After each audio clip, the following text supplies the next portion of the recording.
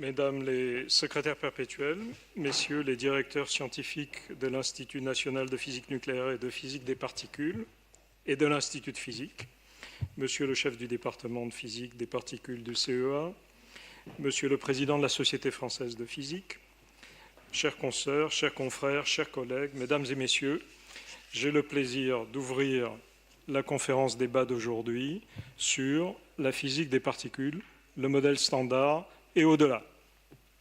Le sujet est à la fois complexe, passionnant et actuel.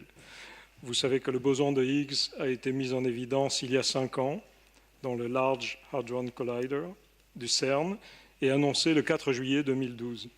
Un grand journal du soir titrait à cette époque qu'il y avait un degré de certitude de 99,9999% pour cette observation. Il était aussi indiqué que cette particule avait été décrite dans un article co-signé par Robert Brood et François Engler de l'Université libre de Bruxelles. En août 1964, et indépendamment, dans un autre article paru en septembre de cette même année et signé par Peter Higgs. C'est la dernière particule prévue dans le cadre du modèle standard, un modèle élaboré à partir des années 60.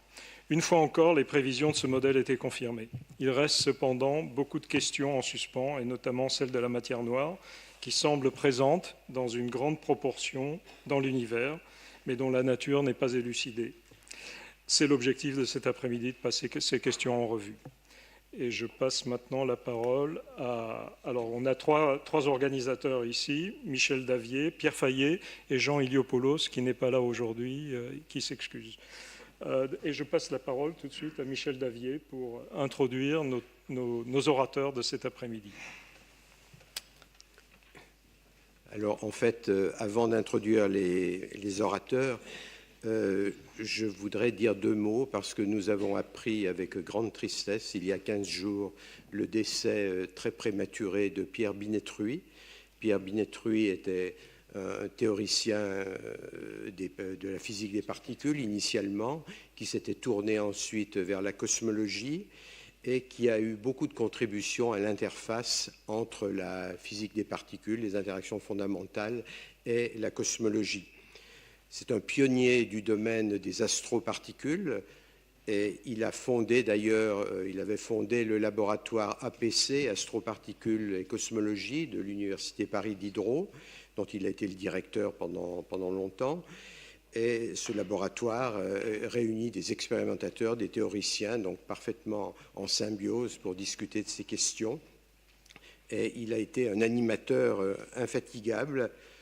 En particulier, il a été aussi président et membre de nombreux comités de l'Agence spatiale européenne, animateur du groupement de recherche européen sur la supersymétrie, responsable français du projet LISA, vous savez, ce grand projet qui vise à mettre sur orbite un interféromètre pour détecter les ondes gravitationnelles dans l'espace.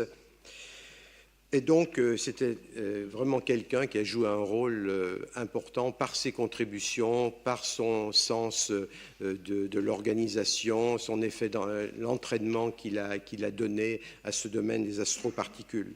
De plus, c'était un enseignant hors pair qui savait transmettre ses connaissances avec grand enthousiasme à tous les niveaux. En fait, je l'ai connu à Orsay dans des niveaux où il enseignait aux futurs médecins.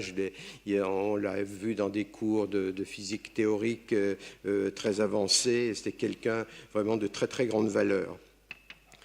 Lors de la conférence débat de l'Académie que nous avions organisée, Jean-Loup Puget et moi, en 2014, nous lui avions demandé, et il avait donné un exposé, d'ailleurs remarquable, sur l'énergie noire.